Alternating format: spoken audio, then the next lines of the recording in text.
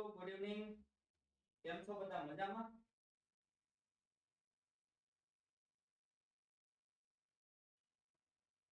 Okay,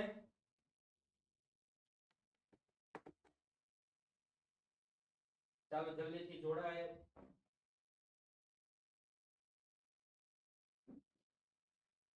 let's start our lecture.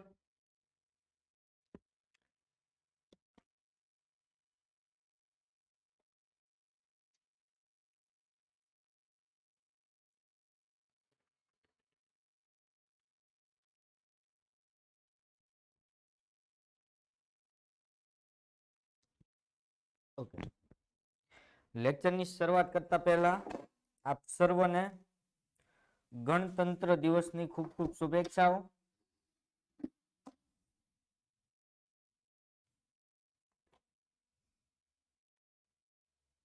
Okay,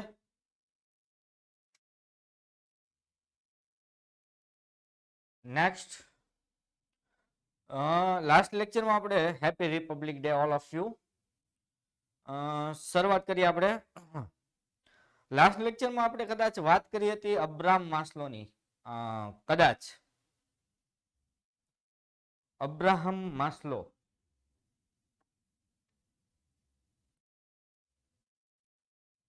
okay, તો Abraham Maslow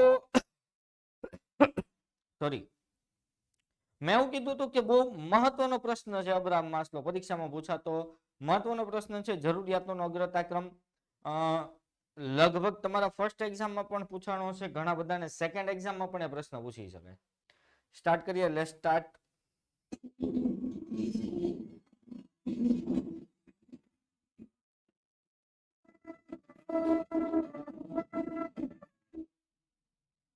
પ્રોત્સાહન.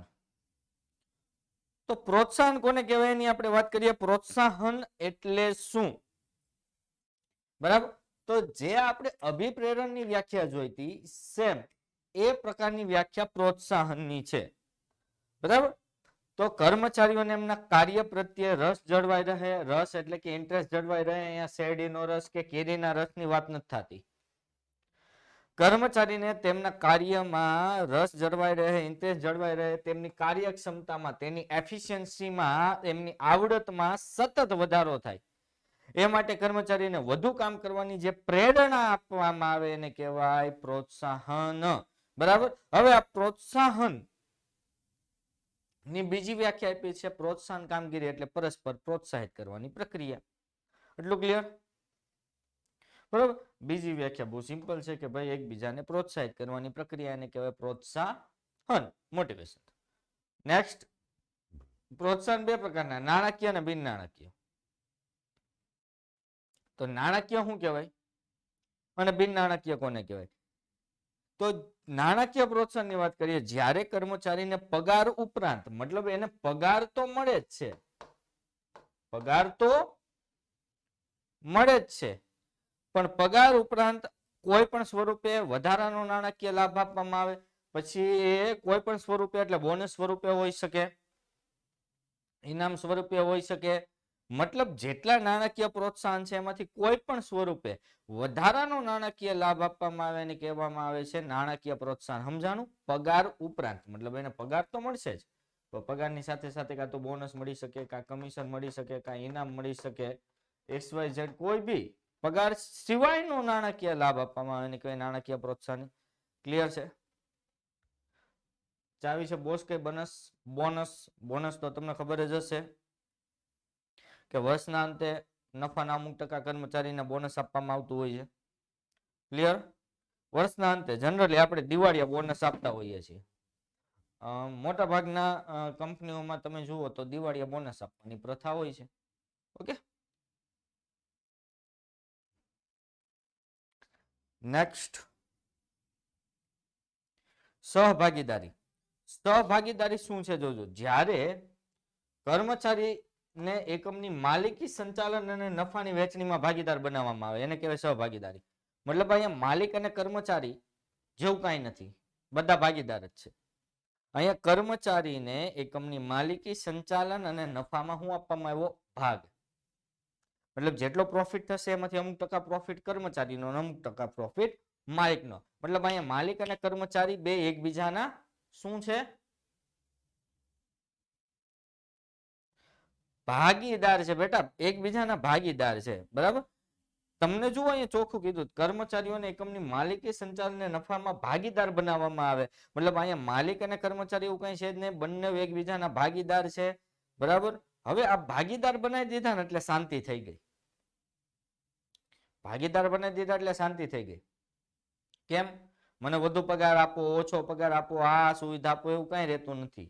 ભાગીદાર છે. જેટલો વધુ નફો કરશે એટલું વધુ કર્મચારીને આવક મળશે, એટલે ઔદ્યોગિક શાંતિ જળવાઈ રહે છે. ત્રીજું કમિશન. કમિશન તમને ખબર જ હશે, મોટા ભાગે વેચાણ સાથે સંકળાયેલા કર્મચારી એટલે કે સેલ્સમેન, વેચાણ સાથે સંકળાયેલા કર્મચારી જેને આપણે શું કહીએ છીએ? સેલ્સમેન.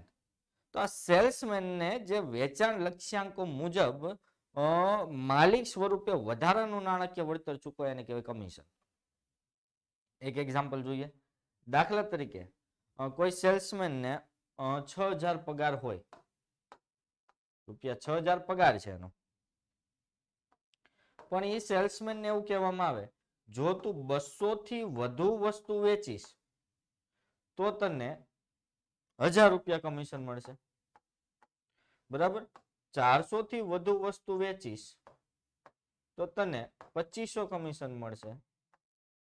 બરાબર. 600 થી વધુ વસ્તુ વેચીશ તો તને 4500 કમિશન મળશે. તો આ જે છે એ વેચાણ લક્ષ્યાંકો મુજબ એને જે વધારાનો નાણાકીય લાભ આપવામાં આવે એને કહેવાય કમિશન. મતલબ અહીંયા ટાર્ગેટ ઉપર કમિશન છે. જો કર્મચારી 200 નો ટાર્ગેટ પૂરો કરે તો પગાર ઉપરાંત તેને વધારાના કેટલા મળશે? કેટલા મળશે? 1000 રૂપિયા. જો કર્મચારી છે 600 થી વધુ વસ્તુ વેચવાનો ટાર્ગેટ પૂરો કરે તો એને પગાર ઉપરાંત વધારાના કેટલા મળશે કમિશન તરીકે?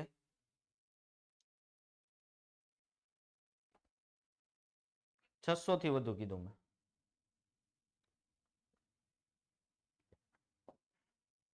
4500. તો કમિશન ખબર પડી ગઈ.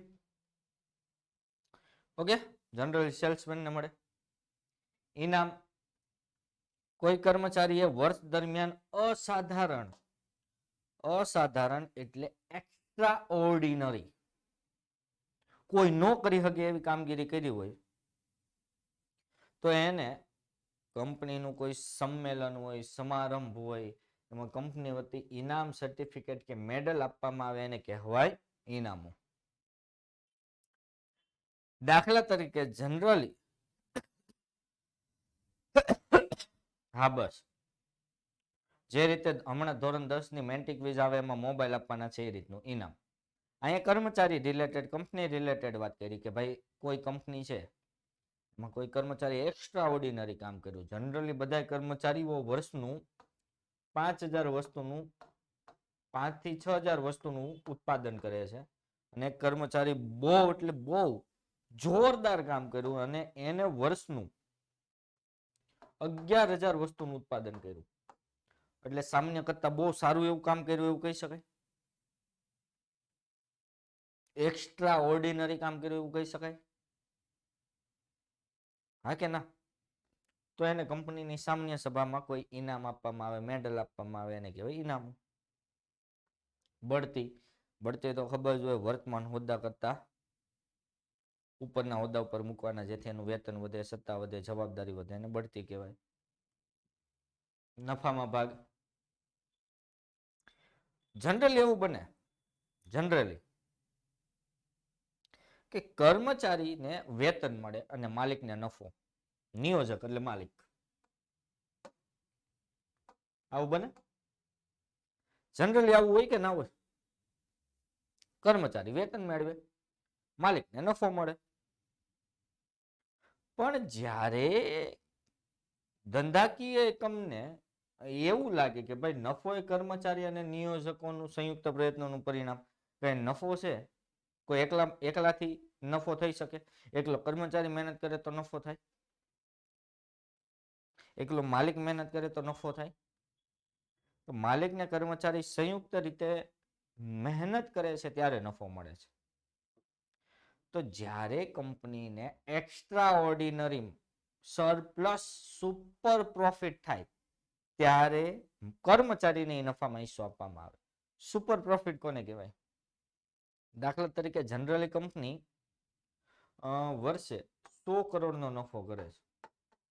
કેટલા કરોડનો? 100 કરોડનો. પણ વર્ષ 2022ના વર્ષમાં કંપનીએ 270 કરોડનો નફો કર્યો. મતલબ આ નફો સામાન્ય છે કે અસામાન્ય છે? એક્સ્ટ્રા ઓર્ડિનરી છે. અસામાન્ય છે. કારણ કે જનરલી દર વર્ષે 100 કરોડ, 105 કરોડ, 99 કરોડ, 95 કરોડ આવો નફો થાય. આ અસામાન્ય નફો થયો 270 કરોડ. તો આ અસામાન્ય નફામાં કર્મચારીને ભાગ આપવામાં આવે, અમુક ટકા નફાનો ભાગ આપવામાં આવે અને કહેવાય નફામાં ભાગ. ક્લિયર? સલાહ સૂચનો. સલાહ સૂચનો બહુ ક્લિયર વસ્તુ કે કોઈ ઉત્પાદન વિભાગમાં વર્ષોથી કામ કરે છે. બાલ ધોળા થઈ ગયા છે ઉત્પાદન વિભાગમાં કામ કરી કરીને, એટલા વર્ષોથી કામ કરે છે. તો આવા જૂના કર્મચારી હોય ને એની પાસે અનુભવ બહુ વધારે હોય. અને સૌથી મોટો ગુરુ માણસનો અનુભવ છે, યાદ રાખજો. અનુભવ એ સૌથી મોટો ગુરુ છે. દુનિયામાં શિક્ષક તમને બધું શીખવાડશે, તમારા ગુરુજનો, તમારા માતા પિતા, તમારા વડીલો તમને બધું શીખવાડશે, પણ જે વસ્તુ તમારો અનુભવ શીખવાડશે ને એનાથી શ્રેષ્ઠ તમને કોઈ શીખવાડી નહીં શકે. બરાબર? તો ઉત્પાદન પ્રક્રિયા સાથે જે જોડાયેલા છે, બહુ જૂના છે, વર્ષોથી 25 વર્ષ 30 વર્ષથી ઉત્પાદન વિભાગમાં કામ કરે, તો એને ઉત્પાદન વિભાગનો બહુ સારો એવો અનુભવ હોય. તો માલિક શું કરે? એ કર્મચારીની સલાહ લે કે ભાઈ આપણે ઉત્પાદન પ્રક્રિયા હજી સારી બનાવે, શું કરી શકાય? માલિક કર્મચારીની સલાહ લે એટલે કર્મચારીને પ્રોત્સાહન મળે કે નહીં? અને આ સલાહ મફત ન લે, બદલામાં કોઈ નાણાકીય લાભ આપે. વિચાર કરો, ડબલ ડોઝ થઈ ગયો કે ને પ્રોત્સાહનનો. એક તો આમ કોલર ઊંચા કરીને કે માલિક આપણી પાસે સલાહ લે, માલિક. અને બીજું લાહના પૈસા આપે, પ્રોત્સાહનનો ડબલ ડોઝ. ઓકે, સહભાગીદારી. સહભાગીદારીમાં શું છે ખબર છે? સહભાગીદારીમાં જેનો પ્રશ્ન હોય ધ્યાન અહીંયા રાખજો. સહભાગીદારીમાં એક વસ્તુ છે કે ભાઈ માલિક અને કર્મચારી જેવું કાંઈ નથી. અહીંયા માલિક ને કર્મચારી બધા ભાગીદાર છે. માલિકી, સંચાલન, નફા બધામાં ભાગીદાર. મતલબ કંપનીમાં જેટલા કામ કરે છે એ બધા ભાગીદાર છે. એને નફામાં અમુક ટકા ભાગ મળશે. ઓકે, આ વાત કરી બિન નાણાકીય પ્રોત્સાહન. બિન નાણાકીય પ્રોત્સાહનની વાત કરીએ આપણે. ચાવી છે અન્ય કલ્યાણકારક નોકરીમાં જ કામ. શું છે ચાવી? અન્ય કલ્યાણકારક નોકરીમાં જ કામ. બરાબર? પ્રોત્સાહન પૈકી જે નાણાં આધારિત નથી એ બિન નાણાકીય છે. પેલા તો અન્ય પ્રોત્સાહનો. જનરલી અન્ય પ્રોત્સાહનો છેલ્લે જ આવતા હોય. આપણે અન્યને છેલ્લે પેલા લઈ લીધા છે.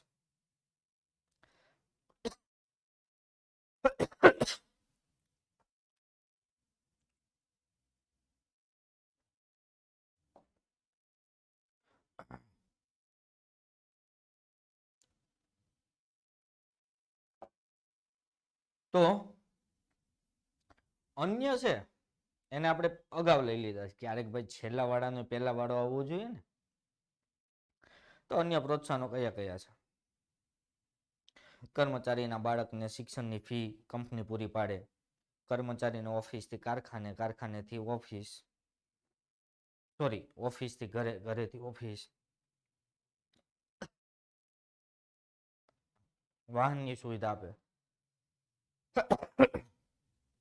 કર્મચારીને વર્ષમાં એકાદી વાર ફરવાના સ્થળે લઈ જાય. આ બધા અન્ય પ્રોત્સાહનો. કલ્યાણકારક સુવિધા કોને કહેવાય? કર્મચારીને પગાર તો આપે છે, અરે મેડિકલની સુવિધા આપે. અમુક જોજો, અમુક કંપનીમાં અંદર ને અંદર દવાખાનું કે હોસ્પિટલ હોય, ત્યાં તમે મફતમાં કર્મચારી સારવાર કરાવી શકે. અમુક કંપની રહેઠાણની સુવિધા આપતી હોય, ખાસ કરીને ઓએનજીસી, એનટીપીસી જેવી કંપનીઓ. મોટાભાગની આઈટી કંપનીઓમાં કેન્ટીનની સુવિધા હોય, અંદરની અંદર કંપનીમાં લાઇબ્રેરી, વીમાની સુવિધા હોય, તાલીમ, આ બધી કલ્યાણકારક પ્રવૃત્તિ છે.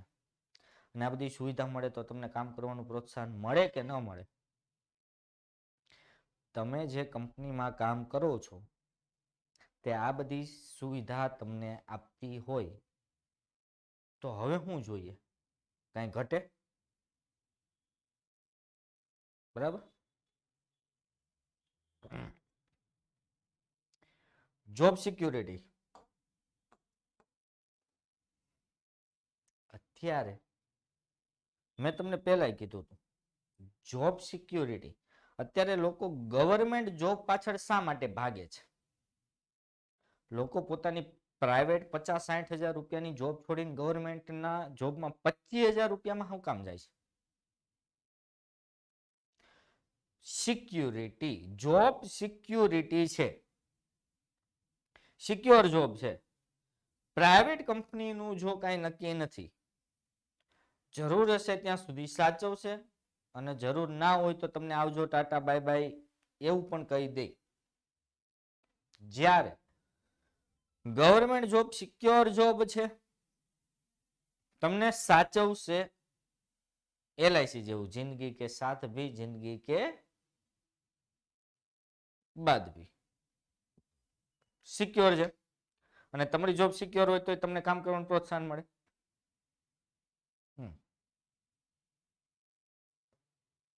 સલાહકાર, સેમ સલાહ સૂચનો જેવું સલાહકાર. હવે કન્ફ્યુઝન એક થાય છે, તમને પૂછે નીચેનામાંથી કયું બિન નાણાકીય પ્રોત્સાહન છે? સલાહ સૂચનો આપ્યું, સલાહકારે આપ્યું હોય તો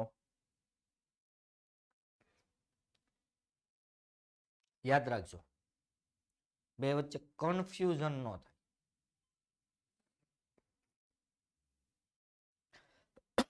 જ્યારે કર્મચારી બેસ્ટ પરફોર્મન્સ, લોંગ ટાઈમ સુધી બેસ્ટ પરફોર્મન્સ આપતો હોય, લાંબા સમય સુધી સારામાં સારો પરફોર્મન્સ આપતો હોય તો એ લોંગ ટાઈમ, દાખલા તરીકે કોઈ કર્મચારી દર વર્ષે ફર્સ્ટ પોઝિશન ઉપર જ રહેતો હોય, પહેલા નંબર ઉપર જ રહેતો હોય, તો એનામાં કંઈક હશે તો પહેલા નંબર ઉપર રહેતો હોય છે ને, એનામાં કંઈક બુદ્ધિ તો હોય છે ને, મન બુદ્ધિ તો નહીં હોય ને, તો એનામાં આવડત છે એટલે ફર્સ્ટ પોઝિશન છે. તો એની આવડતનો, એના અનુભવનો લાભ લેવા માટે એની સલાહ લેવામાં આવે મહત્વના નિર્ણયમાં. બોલો સાહેબ, તમે તમારા સલાહ આપો, સૂચનો આપો. પરિણામે કર્મચારીને એમ થાય, ભાઈ આપણે મહત્વનો હિસ્સો છે, હા હા, બેસ્ટ પરફોર્મન્સ દર વર્ષે, અને સાહેબ બી આપને પૂછે, પ્રોત્સાહન મળ્યું, હવામાં ઉડે. કલ્યાણકારક પ્રવૃત્તિ, કર્મચારીને તબીબી સેવા, સસ્તી કેન્ટીનની સેવા, પુસ્તકાલય, પગાર સહિતની રજા, રમત ગમત, મનોરંજન, આ બધું જોઈ જ ગયા છીએ. કલ્યાણકારક પ્રવૃત્તિઓ અને સુવિધાવાળો મુદ્દો, જવાબદારીની સોંપણી. જો જવાબદારી પણ તમને પ્રોત્સાહિત કરે, હું તમને એક એક્ઝામ્પલ આપું, ક્લિયર થશે. ક્લાસમાં 50 જણા હોય ને એમાંથી એકાદ અનુભવ કરે, હાલે દુનિયા મુનિયા જે કાંઈ હોય, ઉભો થા, મોનિટર બન. મોનિટર બનવું ખરેખર જવાબદારીનું કામ છે. જવાબદારી સોંપી કોઈને, જવાબદારી લેવી કોઈને ન ગમે, પણ અહીંયા જવાબદારી મળે છે, કામ વધે છે, તોય ઉત્સાહ વધે. મોનિટર, 50 ક્લાસમાં જે કોઈ નહીં ને હું મોનિટર, શિક્ષકે મને મોનિટર બનાવ્યો, આઈ એમ સમથિંગ, થાય કે નહીં? પ્રોત્સાહન મળે. તો અહીંયા પણ એવું જ છે.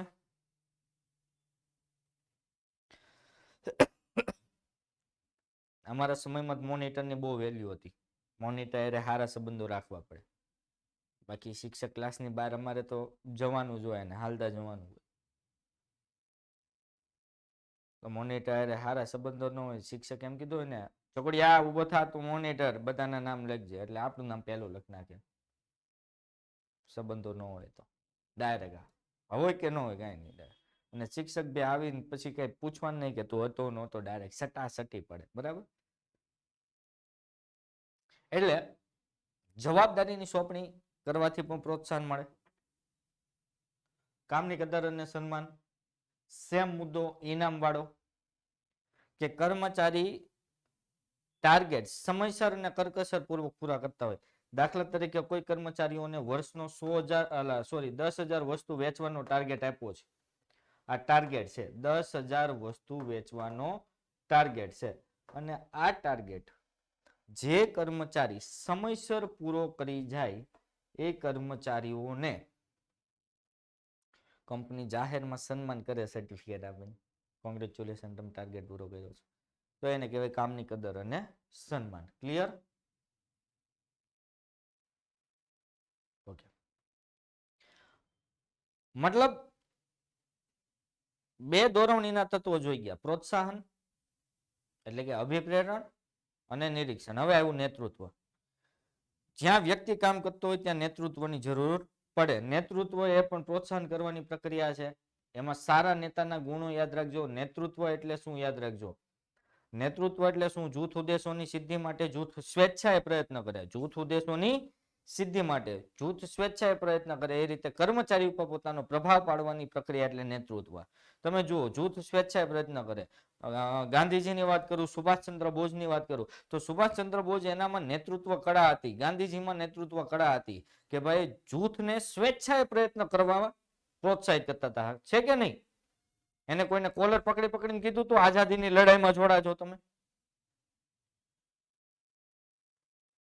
સુભાષચંદ્ર બોઝે કેવડી મોટી આઝાદ હિન્દ ફૌજ બનાવી, તો આઝાદ હિન્દ ફૌજના લડવૈયાને હું આમ પરાણે લાકડી મારી મારીને ફૌજમાં જોડાતા? જોડાવ તમે ભારત દેશની આઝાદીની ચળવળમાં? નહીં.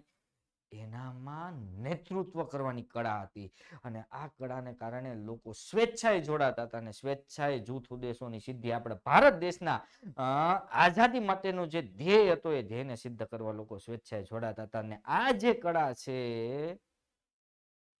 એને કહેવાય નેતૃત્વ. એટલા માટે જ આપણે એને કહીએ છીએ નેતાજી સુભાષચંદ્ર બોઝ. ક્લિયર?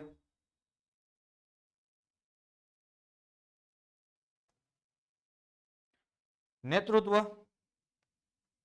લાક્ષણિકતાઓ જોઈ લઈએ ફટાફટ. પેલું તાબેદારોનું અસ્તિત્વ. હું એકલો નેતા હોય પણ મારા તાબેદારો તો હોવા જોઈએ ને. તાબેદારો એટલે કોણ? નેતાનું કહ્યું માનનાર વ્યક્તિઓ.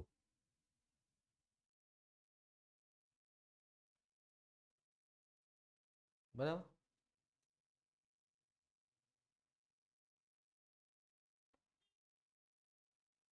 હાથ નીચેના કર્મચારી હોવા જોઈએ.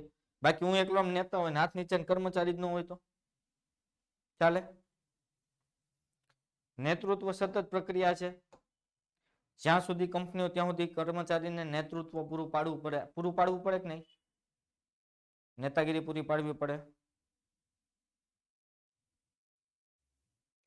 નેતૃત્વનો સ્વીકાર. હું આમ નેતા બનીને ફરતો હોય પણ કોઈ મારું નેતૃત્વ સ્વીકારતો જ ન હોય તો હું નેતૃત્વ પૂરું પાડી શકું? હું નેતા, આમ આખું ટોળું ઉભું હોય ને હું કહું હું નેતા, હું નેતા, કોઈ મારું નેતૃત્વ સ્વીકારવા તૈયાર ન હોય તો ચાલે? તો નેતૃત્વનો સ્વીકાર થવો જોઈએ. ચોથું, અવૈધિક અને પ્રભાવ ઉભા કરી શકે તેવા સંબંધો. નેતા એ હેડ છે, તો એ લોકો ઉપર પ્રભાવ, લોકોના વર્તન ઉપર પ્રભાવ પાડી શકે, તેમને પ્રેરિત કરી શકે તેવો નેતા હોવો જોઈએ. જો હું કોઈ પાર્ટી કે પક્ષને માનતો નથી પણ આ વ્યક્તિને તમે ઓળખતા હશો, બરાબર ને? તો આ વ્યક્તિ જુઓ, એનો પ્રભાવ તમે જુઓ. હું જોજો, હું કોઈ પક્ષ કે કોઈ પાર્ટીનો કોઈ વ્યક્તિનો સમર્થક નથી પણ એમનો પ્રભાવ જોજો. લોકડાઉનમાં એને કીધું કે ભાઈ તમે આવો, વિન્ડો પર આવીને પેલી થાળી વગાડો, દીવા કરો. પ્રભાવ જુઓ, એનો પ્રભાવ જુઓ કે વ્યક્તિના વર્તન ઉપર અસર પહોંચાડી શકે. બાકી તમે કોઈને કહી જોજો કે આજે 6 વાગે આવીને બધા બાલ્કનીમાં થાળી વગાડજો, 2 જણા નહીં આવે, તમારા ઘરના ના પાડી દે, ચાલ નીકળ, હું આવી નીકળ્યો છું, તું નવરો છો, અમે થોડા છે. પોતાના વર્તનથી કોઈની ઉપર પ્રભાવ પાડી શકે એવો નેતા હોવો જોઈએ. આદર્શ વ્યક્તિત્વ. નેતા આદર્શ વ્યક્તિત્વ વાળો હોવો જોઈએ. પછી આમ 24 કલાક તું બોલો ક્યાં સહાયતા કરી શકતા હે, અને ઊભો હોય તો આમ હલતો હોય 24 ડિગ્રીના ખૂણે, તો એવો નેતા ચાલે? આદર્શ વ્યક્તિત્વ હોવું જોઈએ. આદર્શ વ્યક્તિત્વ મતલબ એને જોઈને આપણે ઇમ્પ્રેસ થાય એવું વ્યક્તિત્વ હોવું જોઈએ. અમુક ગુણો જન્મજાત હોય, અમુક ગુણો વિકસાવવા પડે. સરદાર વલ્લભભાઈ પટેલ જોઈ લ્યો, આદર્શ વ્યક્તિત્વ. કદાચ આજે પણ તમે સરદાર સાહેબને વાંચી જાઓ, આજે પણ તમે સરદાર વલ્લભભાઈ પટેલનું જીવન ચરિત્ર વાંચી જાઓ, તો તમને એમ થઈ જાય નહીં યાર, આદર્શ વ્યક્તિત્વનું જો કોઈ મારે ચહેરો જોવો હોય તો સરદાર વલ્લભભાઈ પટેલ છે. આદર્શ વ્યક્તિત્વ હોવું જોઈએ. અમુક ગુણો જન્મજાત હોય, અમુક ગુણો વિકસાવવા પડતા હોય, અને આ નેતામાં હોવું જોઈએ. કાલનું લેક્ચર રેકોર્ડેડ લેક્ચર ભાઈ એપમાં છે જ, નહીં હોય તો આવી જાય. કોઈ ટેકનિકલ ગ્લિચ હોય, મેં તારો પ્રશ્ન સાંભળ્યો, પણ મારો ટોપિક પૂરો થાય પછી હું તને જવાબ આપું. ને અડધા ટોપિકે જવાબ આપું તો ટોપિકની મજા બગડી જાય. બરાબર, ટેકનિકલ ગ્લિચ હશે, આવી જશે. અભિપ્રેરણ, પ્રોત્સાહન આપી શકે એવો હોવો જોઈએ, પ્રોત્સાહિત કરે એવો હોવો જોઈએ. બરાબર, તે પોતાના તાબેદારોને પ્રોત્સાહિત કરે એવો હોવો જોઈએ. મેં રતન ટાટાનું તમને એક્ઝામ્પલ આપ્યું તો અભિપ્રેરણ પ્રોત્સાહન માટે, કે ભાઈ આ વ્યક્તિ છે ને હકીકત આની પર્સનાલિટી ઇમ્પ્રેસિવ છે, પ્રોત્સાહિત કરી શકે એવી પર્સનાલિટી છે. એ માણસની હાથ નીચે 30 કંપનીઓ છે, અને એ નાની ચીકુડિયા મીકુડિયા જેવી નહીં હો, મોટી મોટી 30 કંપનીઓ ટાટા ગ્રુપ ઓફ ઇન્ડસ્ટ્રીમાં છે. છતાં પણ એનું વ્યક્તિત્વ તમે જુઓ, એની પર્સનાલિટી જુઓ, લોકોને પ્રોત્સાહિત કરી શકે એવી. અને મેં તમને એક એક્ઝામ્પલ આપ્યું હતું કે એનો કોઈ કર્મચારી બીમાર હતો, અને રતન ટાટા જેનું આટલું વ્યસ્ત શેડ્યુલ કે ભાઈ 5 મિનિટનો સમય પણ એની પાસે ના હોય, અને પોતાના કર્મચારી જે બીમાર હતો અને એને ખબર પડી કે આપણો કોઈ કર્મચારી ઘણા સમયથી બીમાર છે, તો એના ઘરે એને મળવા પહોંચી જવું, આ એક પર્સનાલિટી છે. આ બીજાને પણ પ્રોત્સાહિત કરે છે, બીજાને પણ અભિપ્રેરણ આપે છે. હિતોની એક વાક્યતા, નેતા અને તાબેદારના હિત એક હોવા જોઈએ. નેતા નું હિત અને તાબેદારોનું હિત બે વિરુદ્ધ દિશામાં હોય તો ચાલશે? બંને એક દિશામાં હોવું જોઈએ. અને પરિસ્થિતિની અસર, નેતૃત્વ પર પરિસ્થિતિની અસર થાય. અમુક સંજોગોમાં જે નેતા નિષ્ફળ હોય, પરિસ્થિતિ બદલતા એ સફળ પણ થાય, અને જે સફળ હોય નિષ્ફળ જ થાય. ઓકે, પરિસ્થિતિની અસર છે. સારા નેતાના ગુણો યાદ રાખજો, પરીક્ષામાં પૂછાતા 3 માર્ક્સનો મહત્વનો પ્રશ્ન છે. ગુણો, શારીરિક ગુણો. શારીરિક ગુણોમાં સૌથી પહેલા યાદ રાખજો, શારીરિક તંદુરસ્ત હોવો જોઈએ, દેખાવે શાંત, આકર્ષક, સૌંદર્ય હોવું જોઈએ. રૂપાળો હોય એવું નથી કહેતો. હિતોની એક વાક્યતા એવું કહે છે કે નેતા અને કર્મચારી છે એનું હિત એક સરખું હોવું જોઈએ. નેતા છે એ કોઈ અલગ હિત માટે કામ કરતો હોય, તાબેદાર છે એ કોઈ અલગ હિત માટે કામ કરતો હોય તો ચાલશે? નેતૃત્વ ત્યારે જ સફળ થાય જ્યારે બંનેના હિત એક સરખા હોય, બંને એક દિશામાં પ્રયત્ન કરતા હોય. જો બંને વિરુદ્ધ દિશામાં પ્રયત્ન કરશે તો એનું કોઈ પરિણામ આવશે નહીં.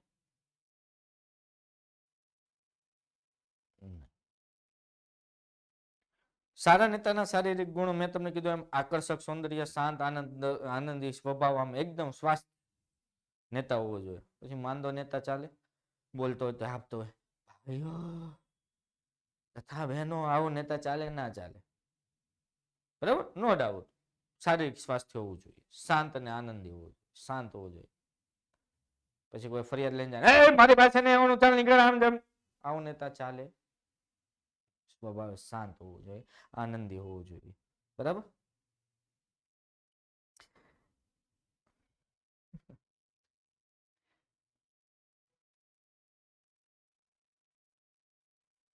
ચાલો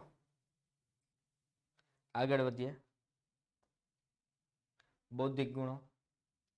સારો નેતા બૌદ્ધિક ગુણો ધરાવતો હોવો જોઈએ. એનામાં નિર્ણય ક્ષમતા હોવી જોઈએ, માનસિક ક્ષમતા હોવી જોઈએ, કંઈક નવું શીખવાની વૈજ્ઞાનિક દ્રષ્ટિકોણ હોવો જોઈએ, નવું જ્ઞાન મેળવવાની શક્તિ, નિર્ણય શક્તિ, તર્ક શક્તિ એટલે તર્ક વિતર્ક કરી શકે એવો હોવો જોઈએ, લોજિકલ નેતા હોવો જોઈએ. આ બધા એના બૌદ્ધિક કૌશલ્ય છે. બરાબર. પછી માનસિક ગુણો. માનસિક ગુણોમાં ઉત્સાહી હોવું જોઈએ, સાહસિકતા હોવી જોઈએ. જો નેતામાં સાહસિકતા હોવી જોઈએ. સાહસ વગરનો નેતા નકામો. સાહસિકતા હોવી જોઈએ, સહકારની ભાવના હોવી જોઈએ, બુદ્ધિ ચાતુર્ય હોવું જોઈએ, લાગણી હોવી જોઈએ, એમને પોતાના તાબેદારો પ્રત્યે લાગણી હોવી જોઈએ. પછી પિક્ચરમાં બતાવે એવા નેતા નહીં કે જનતા મરે તો મરે, હમે ક્યાં, આવા નેતા ચાલે નહીં. એને લાગણી હોવી જોઈએ, વિવેક વર્તન હોવું જોઈએ, કાર્ય રુચિ એટલે કે કામ કરવામાં ઇન્ટરેસ્ટ હોવો જોઈએ. હવે નેતાને પ્રજાના કામ કરવામાં, પોતાના હાથ નીચેના તાબેદારોના કામ કરવામાં ઇન્ટરેસ્ટ નહીં હોય તો એ નેતા ચાલશે નહીં. ઓકે, તો આ સારા નેતાના ગુણો છે. આપણે પરીક્ષામાં કોઈ બી ગુણો પૂછી શકાય. આપણે એવું પૂછી શકે સારા નેતાના શારીરિક ગુણો જણાવો, સારા નેતાના માનસિક કે બૌદ્ધિક ગુણો જણાવો. જો કોઈ એક સિંગલ ગુણ પૂછે તો 2 માર્ક્સમાં પૂછશે. ફોર એક્ઝામ્પલ, સારા નેતાના શારીરિક ગુણો 2 માર્ક્સમાં પૂછી શકે, માનસિક ગુણો 2 માર્ક્સમાં પૂછી, આખો સવાલ 3 માર્ક્સમાં પૂછી શકે. હા, રેકોર્ડિંગ મિલ જાય ગયું. તો માહિતી સંચાર એટલે તો ખબર જ હશે ને તમને, કે નથી ખબર? માહિતી સંચાર એટલે માહિતીની આપ લે, એને કહેવાય માહિતી સંચાર. તો માહિતી સંચારનો કમ્યુનિકેશન કોને કહેવાય? 11માં મેં આવું કંઈક કમ્યુનિકેશન આવતું યાદ હોય તો 4થું ચેપ્ટર BA માં માહિતી સંચાર, ઈ કોમર્સ અને આઉટ સોર્સિંગ આવતું હતું. हम क्या पता यार, तब तो कोरोना वेकेशन था, हम खेल रहे थे. અમુક એ તો BA ની ચોપડીનું પૂઠું નહીં જોયું હોય કેવા કલરનું છે.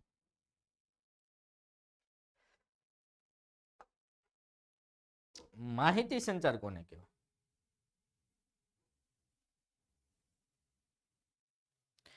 એક વ્યક્તિ દ્વારા બીજી વ્યક્તિને, જોજો, એક વ્યક્તિ દ્વારા બીજી વ્યક્તિને સ્પષ્ટ અકબંધ સ્વરૂપમાં માહિતી પહોંચાડવી. અકબંધ એટલે જેવી છે એવી, એમાં મિર્ચ મસાલા ભેળવવાના નથી. અકબંધ કોને કહેવાય ખબર પડી ગઈ? એક વ્યક્તિ દ્વારા બીજી વ્યક્તિને સ્પષ્ટ અને અકબંધ માહિતી પહોંચાડવી, જેથી બીજી વ્યક્તિ આને માહિતી શા માટે મોકલી છે એનો ઉદ્દેશ સમજી શકે અને એ માહિતીનો અમલ કરી શકે. આ માહિતી સંચારની વ્યાખ્યા ખબર પડી ગઈ. બીજી વ્યાખ્યા આપી છે શબ્દો, પત્રો, સૂચના, વિચારો કે માન્યતાઓ અથવા મંતવ્યો. જો હું કીધું શબ્દો, પત્રો, સૂચના, વિચારો, મંતવ્યો, એનું આદાન પ્રદાન એટલે કે આપ લે કરવી એને કહેવાય માહિતી સંચાર. આ બીજી વ્યાખ્યા. ત્રીજી ન્યુમેન અને સમર. ન્યુમેન અને સમરની વ્યાખ્યા માહિતી સંચાર એટલે હકીકતો, વિચારો, અભિપ્રાયો અને લાગણી. જોજો હું કીધું હકીકતો, વિચારો, અભિપ્રાયો અને લાગણી, એની 2 કે તેથી વધુ વ્યક્તિઓ વચ્ચેની જે આપ લે થાય છે એને કહેવાય માહિતી સંચાર, કમ્યુનિકેશન. ક્લિયર?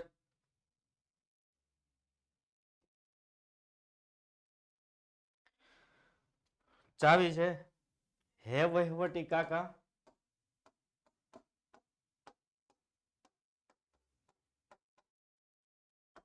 વિમાર્ગી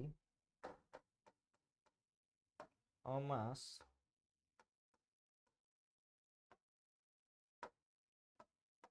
ચાલો. હેતુલક્ષી પ્રક્રિયા. માહિતી સંચાર હેતુલક્ષી પ્રક્રિયા છે. ખાલી ગપ્પા મારવા માહિતી સંચાર થાય? ક્યાં? કોણ? ઓહ, હા. નહીં, માહિતી સંચારનો હેતુ શું હોય?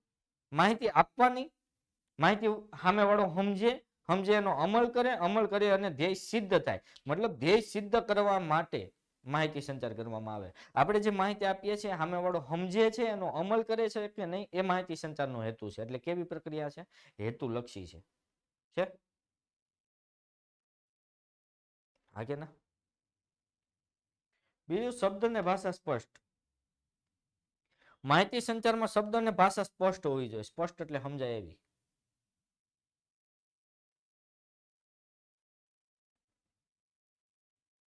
હવે દાખલા તરીકે હું પત્ર લખું છું અને એમાં એવું લખું કે 2-4 હજાર મોકલી આપજે, બરાબર, અથવા મોકલી આપજો. આ મેં પત્રમાં લખ્યું છે. આપણે આમ જનરલી બોલતા હોય 2-4 હજાર મોકલી આપજે ને, મેં આવું લખ્યું છે, મેં 2-4 હજાર મોકલી આપજો. આ વાંચવા વાળો શું વાંચે? 24,000 મોકલી આપજે. ચોટલી એની આમ ઊંચી, 24,000 આનું શું કરવા? તો શબ્દ સ્પષ્ટ હોવા જોઈએ, ભાષા સ્પષ્ટ હોવી જોઈએ. અમુક તો કઈ ભાષામાં લખે ખબર જ ના પડે, મેડિકલ વાળાને વંચાવા જવું પડે. ઓકે, હા, હમણાં એક બેન છે, મેડિકલ વાળા પાસે ગયા. મેડિકલ વાળા પાસે જઈને એક પત્ર આપ્યો. મેડિકલ વાળો કે માજી આ પત્ર મને હું કામ આપો છો? ડોક્ટરે દવાનું કાગળિયો લખી દીધું હોય આપો તો હું દવા આપું. એ કે ના ના ના ના ના, પત્ર જ મારે તને આપવાનો હતો. તો ઓલા મેડિકલ વાળાએ પૂછ્યું, કેમ ભાઈ માજી તમે મને હું કામ પત્ર આપ્યો? કે આ મારા છોકરાનો પત્ર છે, મારો છોકરો ડોક્ટર છે, મેં 5 જણાને વંચાવું, કોઈ કઈ ઉકલું નહીં, એટલે હું તાર પાસે આવું છું. આવું થાય, બરાબર. એટલે શબ્દ ભાષા સ્પષ્ટ હોવી જોઈએ. દ્વિમાર્ગીય પ્રક્રિયા, માહિતી સંચાર એ દ્વિમાર્ગીય પ્રક્રિયા છે. દ્વિમાર્ગી એટલે કે માહિતી આપવી, માહિતી લેવી, બંનેનો સમાવેશ થાય છે. તળ સપાટીએથી ઉચ્ચ સપાટીએ અહેવાલ જાય અને ઉચ્ચ સપાટીએથી તળ સપાટીએ હુકમો આવે. ખબર પડી? ઉચ્ચ સપાટી નિર્ણય લઈને હુકમો તળ સપાટીએ મોકલે અને તળ સપાટીએ જે કામ થતું હોય એના રિપોર્ટ કઈ સપાટીએ જાય? ઉચ્ચ. એટલે દ્વિમાર્ગી છે, 2 વે છે, ઇટ્સ નોટ 1 વે. કાયમી એવું થાય, એકવાર માહિતી આપી દીધી, લઈ લીધી, કામ પૂરું, ચલો નિરાશ. સતત આવશે. અસંખ્ય સાધનો, માહિતી સંચારના સાધનો જુઓ ઘણા છે કે નહીં? બહુ બધા સાધનો છે. મૌખિક સાધનો, લેખિત સાધનો, જેવો કે મોબાઈલ છે, ટેલિવિઝન છે, ઇન્ટરનેટ છે, વર્તમાનપત્ર છે, પત્ર છે, બરાબર, ફેક્સ છે, આ બધા SMS છે, આ બધા અસંખ્ય સાધનોનો ઉપયોગ થાય છે. ઓકે, અનેક પ્રકારો છે, જેવો કે આંતરિક અને બાહ્ય, લેખિક અને મૌખિક, બરાબર, ઈશારા દ્વારા, બરાબર, અલગ અલગ પ્રકારનો માહિતી સંચાર થાય છે. એટલે અનેક પ્રકારો છે. કાર્ય પ્રેરક પ્રવૃત્તિ, માહિતી સંચાર કોઈને કાર્ય કરવાની પ્રેરણા આપે છે. હું કોઈને માહિતી સંચાર, હું તમને માહિતી સંચાર જ અત્યારે કરી રહ્યો છું, તો હું તમને આ જે ટોપિક સમજાવું, મતલબ તમને સમજ વધી, તમને ટોપિક વિશે સમજાણું એટલે ટોપિક વાંચવાની, એ ટોપિક તૈયાર કરવાની તમને પ્રેરણા મળશે. એટલે કાર્ય પ્રેરક, કામ કરવા માટે પ્રેરે તેવી પ્રવૃત્તિ છે. ઓકે, વહીવટી પ્રક્રિયા, એકમની વહીવટી પ્રક્રિયા, નિર્ણય લેવો છે. સંચાલકોએ નિર્ણય લેવો છે, એમને લઈ શકશે? હું સંચાલક છું, મારે કોઈ ડિસિઝન લેવું છે, હું એમને લઈ શકીશ નહીં. ડિસિઝન લેવું છે તો મારે માહિતીની જરૂર પડશે, અને આ માહિતી મને માહિતી સંચાર દ્વારા મળશે. અને માનવીય પ્રક્રિયા, માહિતી સંચાર માનવી વગર થાય? તો માહિતી સંચાર માનવીય પ્રક્રિયા છે, એમાં માનવીના કૌશલ્યની જરૂર પડે, કારણ કે માહિતી તૈયાર કરવાનું કામ, માહિતી મોકલવાનું કામ, માહિતી મેળવવાનું કામ, એ પ્રમાણે અમલ કરવાનું કામ, બધા જ કામ માનવી કરે. ક્લિયર? માણસ કરે. એટલે માનવીના ભય, લાગણી, ક્રોધ વગેરે બાબતો માહિતી સંચાર ઉપર અસર કરે છે. ક્લિયર?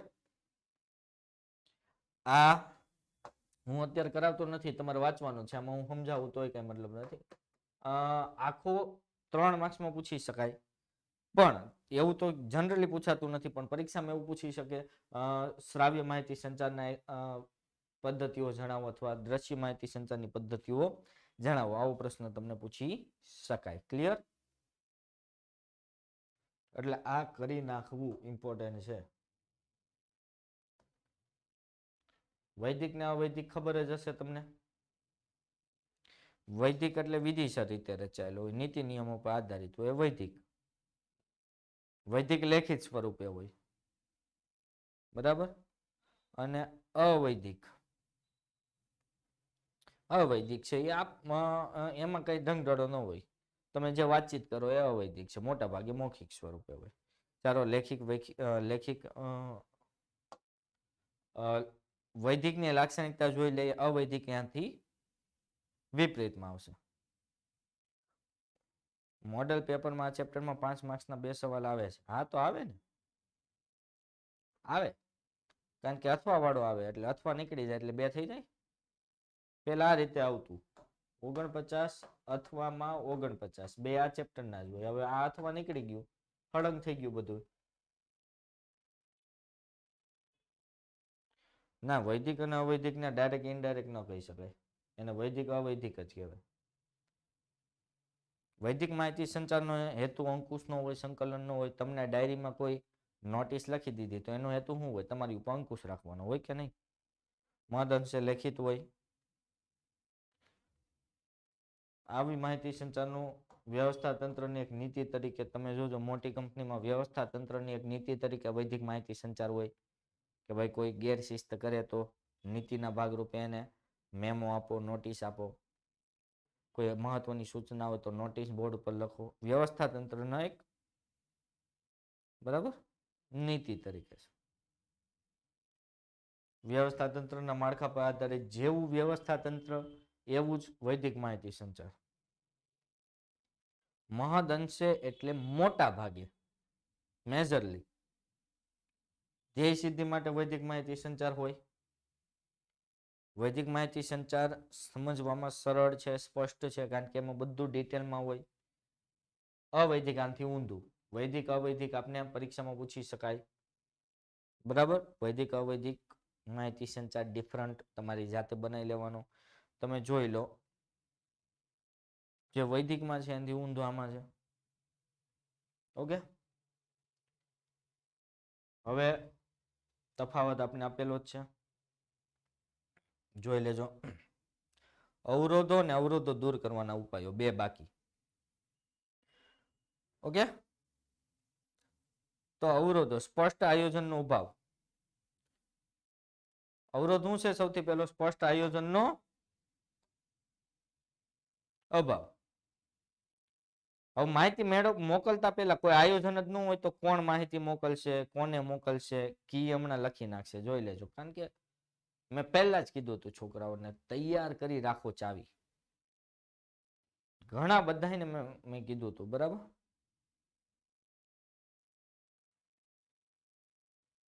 આવી ગઈ ચાવી.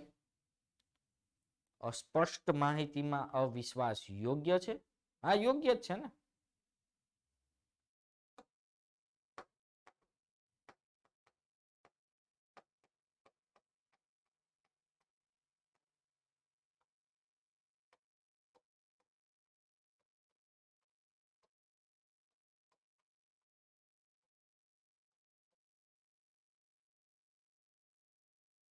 આભાસ, હા.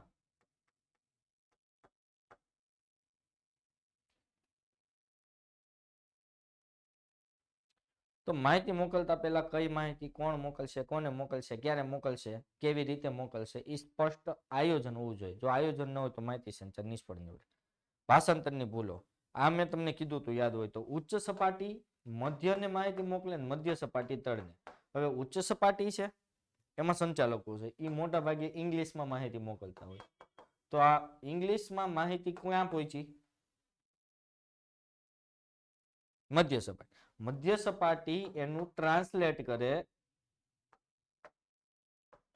દાખલા તરીકે અહીંયા તળ સપાટીએ સમજવા વાળા છે ગુજરાતી, એટલે આ ઇંગ્લિશ નું ટ્રાન્સલેટ કરે હેમાં ગુજરાતી, પણ આ ટ્રાન્સલેટ કરવામાં કોઈ મિસ્ટેક થઈ ગઈ તો પણ માહિતી સંચાર ખોટો થાય કે નહીં? અસ્પષ્ટ સંદેશાની મેં વાત કરી હતી, 2-4 હજાર રૂપિયા વાળો, યાદ છે? હવે ઘણા સંદેશા એવા હોય અનુમાનો પર આધારિત હોય. સંદેશાની સફળતાનો આધાર જ અનુમાન ઉપર હોય. પણ તમે જે અનુમાનો છે તમારા મનમાં ધારી લીધા, એ અનુમાનો તમારે માહિતીમાં લખવા પડે કે ભાઈ હું આ અનુમાનને આધારે આ માહિતી આપું છું. હવે તમે અનુમાનો મનમાં ધારી લીધા, માહિતી એમને લખી નાખી, તમારા મનના અનુમાનો એમને કાગળમાં છપાઈ જવાના? તમારે અનુમાનોને પૂર્વધારણા માહિતીમાં સ્પષ્ટ કરવી પડે કે ભાઈ હું આ અનુમાનને આધારે આ માહિતી આપી રહ્યો છું. તમે અનુમાનો સ્પષ્ટ ન કરો, ડાયરેક્ટ માહિતી આપી દો તો એનો કઈ મતલબ રહેતો નથી. યોગ્ય સમયનો અભાવ. ઘણીવાર કેવું થાય, તમને માહિતી મળી, એ માહિતીના આધારે અનુમાનો, દાખલા તરીકે હું એવું અનુમાન કરું છું કે ભાઈ 26 જાન્યુઆરીએ સામેવાળી વ્યક્તિને રજા હશે એવું અનુમાન કરું છું, અને એના આધારે હું એ દિવસે ફરવા જવાનું કે મૂવી જોવા જવાનું માહિતી સંચાર કરું છું. મેં હું અનુમાન કર્યું? રજા હશે એવું. પણ એ અનુમાન હું માહિતીમાં લખતો નથી, અને હું ડાયરેક્ટ એવું લખી નાખું છું કે આપણે ફરવા જવાનું છે, તારે ફરજિયાત આવવાનું છે, આમ કરી નાખવાનું, તેમ કરી નાખવાનું, સામેવાળાને આપી દઉં છું. તો માહિતીનો કોઈ મતલબ રહેશે? ઓલો ડાયરેક્ટ એમ કે એલા ભાઈ પણ મારે રજા નથી, મારે ઓફિસ ચાલુ છે, તમારી માહિતીનો કોઈ મતલબ રહેશે નહીં. એટલે અનુમાનો સ્પષ્ટ કરી દેવાના કે રજા હોય તો આપણે આ કરવાનું. યોગ્ય સમયનો અભાવ. ઘણીવાર કેવું થાય, તમને માહિતી મળી, પણ એ માહિતી મળ્યા પછી એના આધારે કોઈ કામ કરવામાં સમયનો અભાવ, યોગ્ય સમયનો અભાવ જોવા મળે. મેં તમને MS Dhoni the untold story એનું સુશાંત સિંહ રાજપૂત વાળે મૂવીનું મેં એક એક્ઝામ્પલ આપ્યું હતું, યાદ હોય તો, કે ભાઈ મહેન્દ્રસિંહ ધોની છે એને ભાઈ ક્રિકેટ રમવા જવા માટેનો એક લેટર મળે છે. લેટર એને લેટ મળે છે, મોડો મળે છે. એના મિત્રો બધા બહુ ભાગમ ભાગ કરીને એને માંડ પહોંચાડે સ્ટેશન પર. જોઈ તો ટ્રેન જતી રહી હોય અને એ ટાઈમસર નથી પહોંચી શકતો, એ જઈ નથી શકતો. તો આવું શું કામ થયું? એને લેટર લેટ મળ્યો, મોડો મળ્યો. ઘણી વાર એવું થાય કે માહિતી તમને સમયસર ન મળી તો એના આધારે અમલ કરવાનો તમારી પાસે સમય રહેશે નહીં. માહિતીનું અતિભારણ એટલે વધુ. કોઈ એક વ્યક્તિ છે એની પાસે હજારો માહિતી આપવાની આવતી હોય અને હજારો માહિતી એને આપવાની થતી હોય, તો એ માહિતીમાં ચોકસાઈ જાળવી શકે ખરો? કારણ કે લોડ જ એટલો છે, વર્કલોડ જ, ચોકસાઈ જાળવી શકશે નહીં. અતિભારણ છે, વર્કલોડ વધારે છે. સંદેશા પ્રત્યે દુર્લક્ષ. અમુક વાર કેવું થાય, આપણે માહિતી આપતા હોય ને તો અમુક લોકો તો એની મોજમાં જ હોય. જોજો બોર્ડની એક્ઝામ પહેલા મોડેલ એક્ઝામ તમારે હમણાં લેવાશે ને, ત્યારે અમે ઓલું સ્ટીકર ને એવું રાખીએ જેથી છોકરાને બોર્ડની એક્ઝામનો અનુભવ થાય. તો અમે આમ સ્પષ્ટ બધી સૂચના આપતી હોય, આ બધું લખવાનું છે, આટલી ડિટેલ, સ્ટીકર આ રીતે લગાવવાનું, સ્ટીકર ચેક કરવાનું. અમુક છે ને ધૂનમાં જ હોય, અમુક તો આમ જોયા કરે આજુબાજુમાં, આખું ફાડી તો બોલ્યા કરે.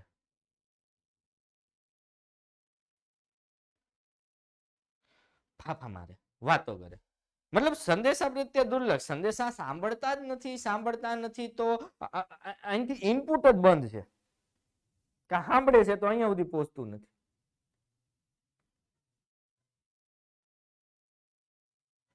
તો માહિતી સંચારનો કોઈ મતલબ રહેતો નથી. અયોગ્ય માધ્યમની પસંદગી. મેં તમને એક્ઝામ્પલ આપ્યું હતું. મારે કોઈ જંગલમાં રહેતા આદિવાસી લોકો છે, પર્વતીય વિસ્તારમાં રહેતા પછાત લોકો જ્યાં વીજળી નથી, અને ત્યાં મારે ભારત સરકારની કોઈ યોજના પહોંચાડવી છે, હું માધ્યમ પસંદ કરું ટેલિવિઝન. યોગ્ય છે.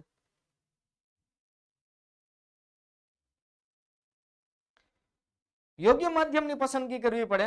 માધ્યમ એવું હોવું જોઈએ કે જે એમના સુધી પહોંચે. ક્લિયર? અને અવિશ્વાસ ને ડર. ઘણી વાર કેવું થાય, સાચી માહિતી આપવામાં ભૂતકાળમાં બહુ મોટો દંડ કે સજા થઈ ગયો એટલે આપણે સાચી માહિતી આપતા બીતા હોય, છુપાવતા હોય, ડરનું એક વાતાવરણ હોય ત્યારે આવું થાય. દાખલા તરીકે પહેલી એક્ઝામમાં ફેલ થયા હોય 3માં અને પપ્પાને સાચું રિઝલ્ટ બતાવ્યું હોય કે પપ્પા 3માં ફેલ અને પપ્પાએ દેહ સટાસટ મૂકી હોય. બીજી વારની પરીક્ષામાં આપણે 4માં ફેલ થયા હોય તો પછી આપણે શું કરીએ? માહિતી કાં તો છુપાઈ દઈએ કાં તો ખોટી માહિતી આપીએ. આવું કંઈક કરીએ ને, કારણ કે એક ડર છે, એક અવિશ્વાસ છે. બરાબર? કારણ કે આપણે ખબર છે પાપા છોડેગા નહીં. બરાબર ને?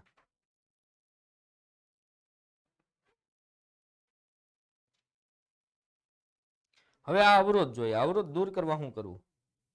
જેવું વ્યવસ્થા તંત્ર હોય એવું માહિતી સંચાર વ્યવસ્થા, રૈખિક વ્યવસ્થા તંત્ર હોય તો એ પ્રમાણે માહિતી સંચાર વ્યવસ્થા, શ્રેણિક હોય તો એ પ્રમાણે.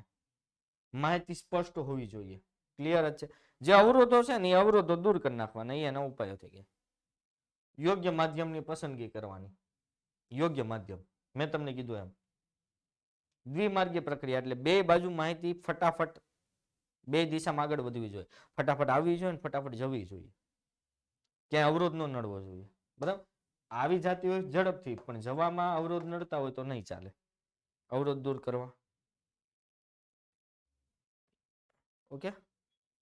માહિતી સંચાર બે પક્ષો એકબીજા ઉપર વિશ્વાસ રાખવાનો. આપણે છેલ્લો મુદ્દો જોયો ને, અવિશ્વાસ અને ડર વાળો. બે એકબીજા ઉપર વિશ્વાસ રાખવાનો છે.